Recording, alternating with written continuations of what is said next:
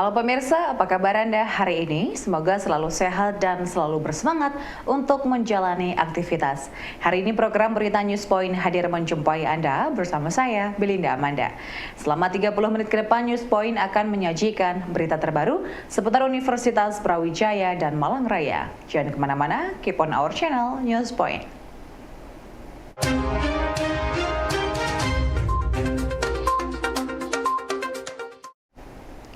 Pemirsa, selama bulan Ramadan, Basis UB menggelar berbagai program syiar yang menjangkau banyak pihak. Menurut staf Basis UB, Edi Siswanto, program syiar Basis meliputi banyak program yang mulai dari penyediaan takjil dan juga buka bersama untuk penjaga gedung, tenaga keamanan, dan juga teknisi. Program paket sembako juga diberikan untuk warga UB dan warga di sekitar kampus UB.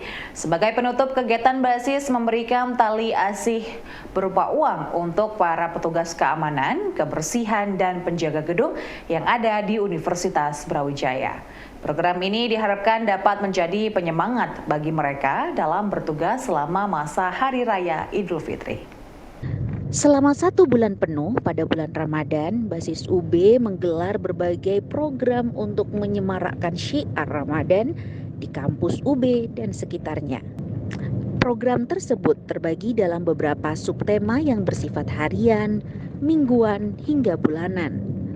Setiap harinya, Basis menyediakan buka puasa bagi tenaga keamanan dan penjaga gedung yang pada saat waktu berbuka puasa tidak dapat meninggalkan pos tugas. Basis mempunyai kegiatan yang namanya program-program yang namanya program syiar Ramadan.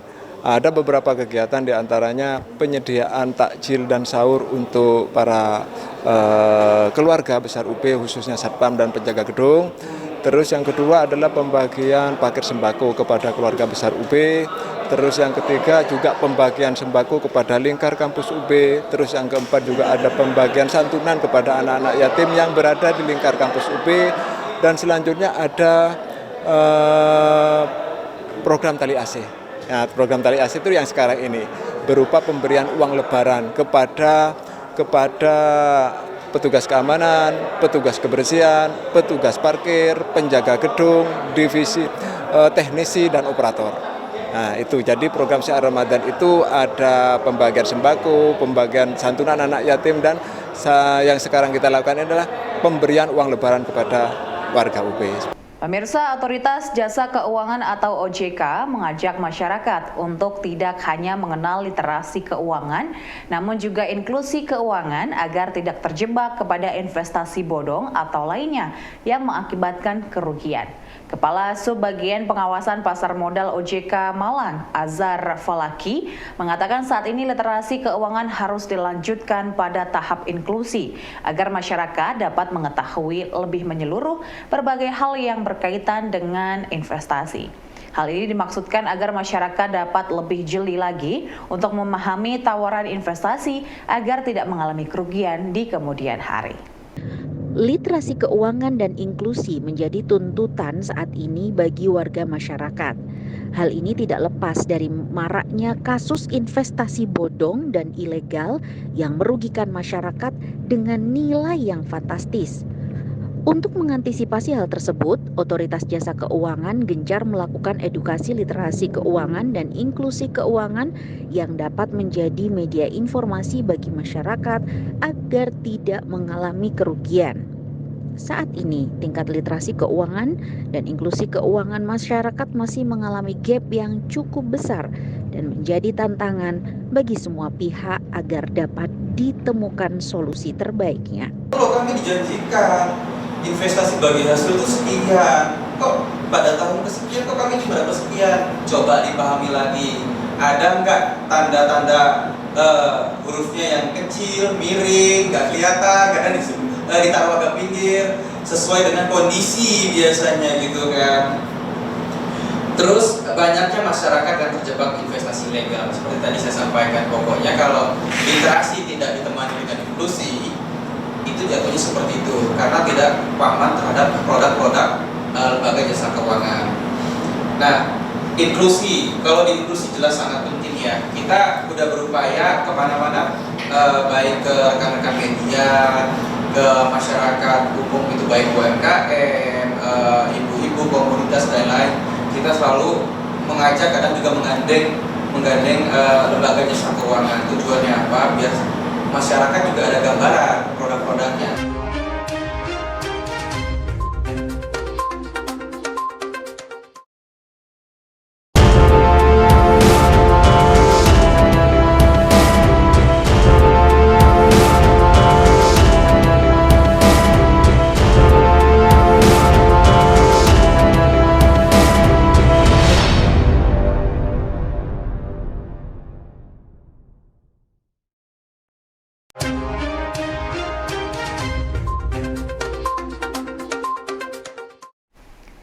Pemirsa, Indonesia saat ini masih memiliki kesenjangan antara literasi dan inklusi keuangan. Hal ini menurut Azhar Falaki, Kasubag Pengawasan Pasar Modal, terjadi karena beberapa hal.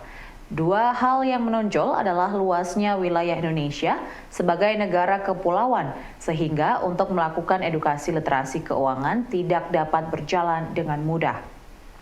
Selain itu, sarana pendukung seperti infrastruktur dan jejaring internet belum merata di setiap daerah, sehingga kegiatan edukasi literasi dan inklusi keuangan belum dapat berjalan dengan baik.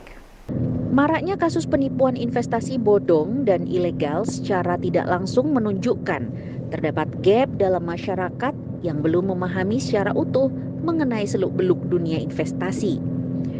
Gap informasi tersebut terjadi karena kondisi geografis Indonesia yang luas dengan kontur kepulauan sehingga literasi keuangan menjadi tantangan tersendiri.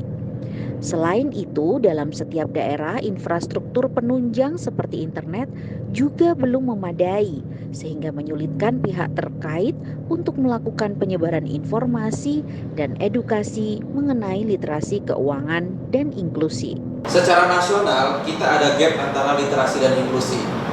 Bahayanya tadi sudah kita sampaikan ya. Apa sih bahayanya? Terutama untuk literasi yang gak sesuai. Nah, tantangan eksternal literasi dan inklusi keuangan ini pertama ada kondisi geografis. Kenapa sih gap itu ada? Yang pertama karena geografis. Kita itu kan terkenal dengan negara kepulauan, lebih dari 16.000 pulau. Jadi pemahamannya berbeda, masyarakatnya berbeda, dan juga mohon maaf medannya juga berbeda untuk mungkin bagi para narasumber dan lain-lain untuk hadir ke wilayah itu. Terus akses internet. Nah, dewasa ini kan sekarang ini udah era digital. Mungkin kalau kita terutama yang di daerah Malang Raya ini, kita bersyukur alhamdulillah ya kalau internet itu udah nggak sangat masalah. Tapi bayangkan kalau teman-teman kita atau saudara kita itu yang di wilayah lain. Pemirsa, berbagai potensi yang ada di desa membutuhkan media komunikasi dan informasi yang tepat agar potensi tersebut dapat tersebar luas. Hal ini diungkapkan oleh Ketua LPPM UB Profesor Luqman Hakim yang merespon adanya rencana TV Desa pada program MMD. Menurutnya, media televisi dan produk kreatif lainnya saat ini tepat sebagai media promosi dan informasi bagi potensi desa agar dapat lebih maksimal dan mensejahterakan warga desa. Luqman juga optimis program TV Desa dapat diwujudkan pada program MMD dengan dukungan dari berbagai pihak dengan tujuan membangun desa lebih maju dan sejahtera. LPPM UB melalui program Mahasiswa Membangun Desa memiliki konsep pembangunan dan pengembangan potensi desa berbasis keilmuan dan kearifan lokal. Melalui pendekatan tersebut, LPPM menyadari pentingnya media sebagai alat untuk mengkomunikasikan potensi yang ada di desa. Oleh karena itu, LPPM membuka diri untuk berkolaborasi dengan berbagai pihak agar dapat menghadirkan media komunikasi yang murah, terjangkau, dan efisien di setiap desa melalui program MMD. LPPM saat ini bersama mitra menjajaki program broadcasting desa yang mampu menjadi corong bagi promosi produk desa agar dapat dikenal luas. Pak Gubernur, saya ingin tahu Pak, progres dari MMD kita itu sampai hari ini itu sudah bagaimana Pak? Ya, baik, sampai sekarang MMD saya pikir mempunyai progres yang sangat bagus gitu ya. Jadi mahasiswa juga sudah melakukan pendaftaran, kemudian dosen-dosen DPL juga sudah dilakukan briefing tentang hak kewajiban tata laksananya, dan panitia pusat MMD juga sudah melakukan survei ke kabupaten-kabupaten, beberapa perizinan juga sudah kita dapatkan, dan saya pikir semua dukungan juga kita upayakan, dan saya pikir progresnya sangat bagus. Pemirsa, pada momen Ramadan menggerakkan berbagai elemen masyarakat untuk aktif berbagi kepada sesama adalah salah satu yang ditunjukkan oleh prajurit Korem 083 Baladika Jaya dan anggota Persid dengan membagikan ratusan takjil kepada pengguna jalan. Kegiatan tersebut dilakukan di depan Makorem 2 Jalan Lejen Sutoyo, Kota Malang, di tengah hujan lebat yang dipimpin langsung oleh Ketua Persid Korem 083 Nyonya Novia Gogor beserta para pengurus lainnya. Selain kepada pengguna jalan, pembagiannya juga dilakukan dengan menggunakan mobil keliling menuju titik-titik aktivitas masyarakat. Menurut Komandan Korem 083 Baladika Kaya, kegiatan ini merupakan wujud kepedulian dari prajurit TNI untuk berbagi terhadap sesama saat menjelang buka puasa. Kegiatan tersebut dilakukan selama 2 hari pada tanggal 17 hingga 18 April 2023.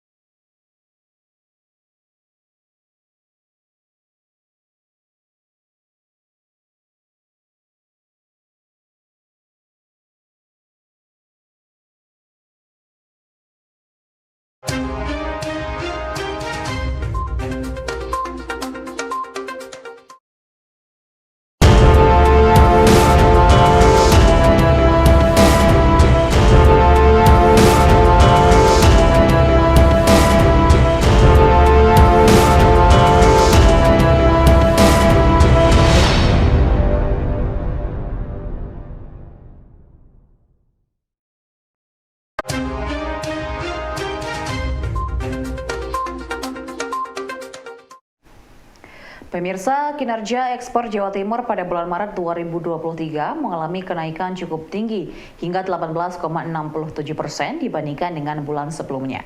Pada bulan Maret, nilai ekspor Jawa Timur mencapai 1,90 miliar US dollar yang disumbang oleh kenaikan ekspor migas serta non-migas secara simultan.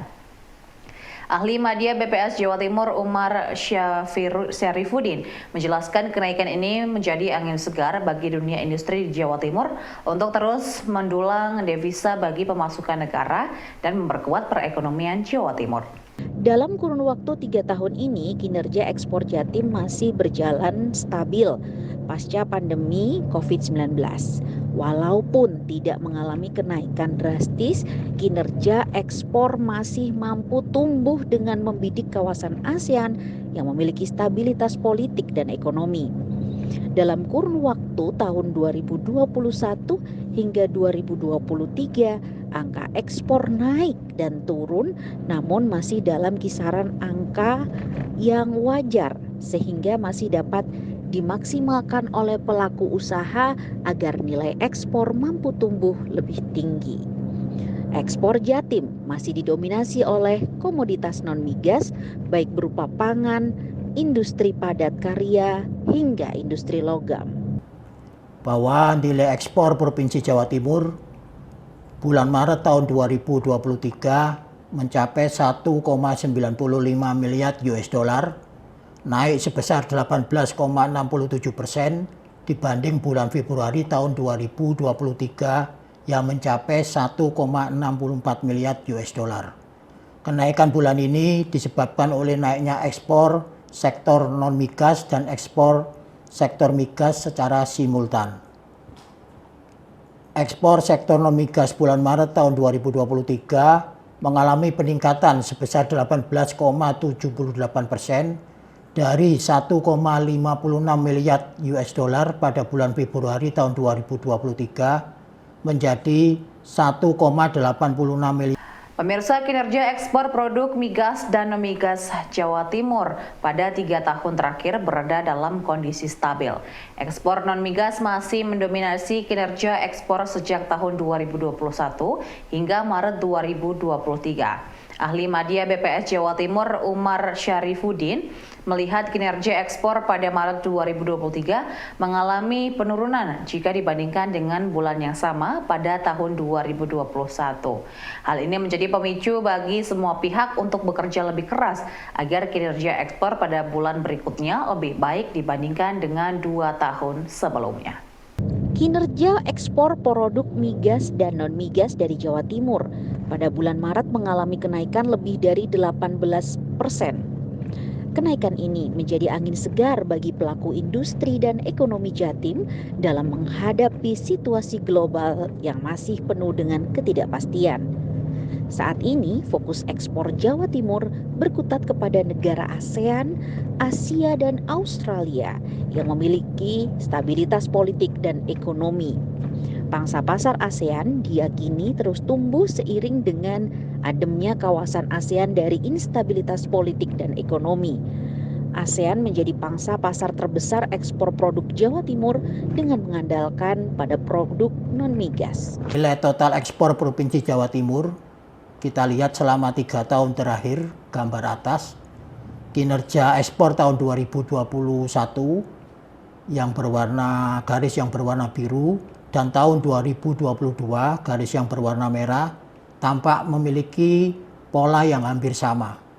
Kinerja ekspor tahun 2021 dan tahun 2022 tampak stabil pasca berakhirnya pandemi COVID-19. Bila dibandingkan dengan periode yang sama tahun sebelumnya, terlihat capaian nilai total ekspor Maret tahun 2023 yang sebesar 1,95 miliar US dollar di bawah capaian ekspor bulan Maret tahun 2021 dan capaian ekspor bulan Maret tahun 2022. Demikian halnya dengan kinerja ekspor non-migas, gambar sebelah bawah, polanya hampir sama dengan kinerja ekspor total. Hal ini dikarenakan dominannya ekspor non-migas Jawa Timur.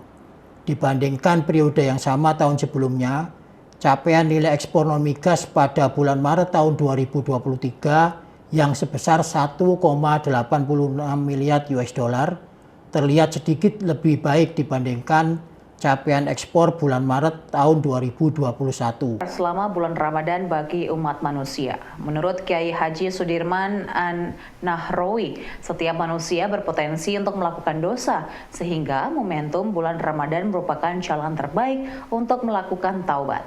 Ramadan merupakan bulan dilipat gandakannya amal dan bulan penuh ampunan, sehingga harus dimanfaatkan secara maksimal untuk mengurangi dosa dan menambah amal kebaikan terhadap sesama. Bulan Ramadan yang berada di penghujung masih membuka pintu lebar bagi umat manusia yang melakukan pertaubatan. Dalam bulan Ramadan yang juga merupakan bulan penuh ampunan menjadi momen penting bagi manusia untuk mengejar fitrahnya. Melalui kegiatan memperbanyak ibadah dan amal kebajikan diharapkan menjadi investasi akhirat yang menguntungkan bagi manusia dan mengurangi dosa yang telah diperbuat. Melalui 10 hari terakhir bulan Ramadan diharapkan dapat dimanfaatkan secara maksimal untuk melakukan pertaubatan dan memperbanyak amal kebajikan agar menjadi pribadi yang fitri. Semua manusia itu berpotensi untuk berbuat dosa, berpotensi untuk berbuat salah, tetapi ada solusinya. Apa solusinya itu? Rasulullah menyebutkan dalam lanjutan hadis ini, wa khairul khatta'ina at-tawwabun. Sebaik-baik orang yang berdosa, yang berbuat salah adalah orang yang senantiasa bertaubat atau memohon ampun kepada Allah Subhanahu wa taala. Itu. Kemudian apa hubungannya dengan Ramadan? Di bulan Ramadan ini Allah melipat gandakan kepada orang yang beramal soleh. Allah menerima taubat-taubatnya hambanya yang mau memohon ampunan. Dan Allah memuliakan bulan Ramadan ini. Bulan Ramadan ini adalah dianggap sebagai bulan yang suci.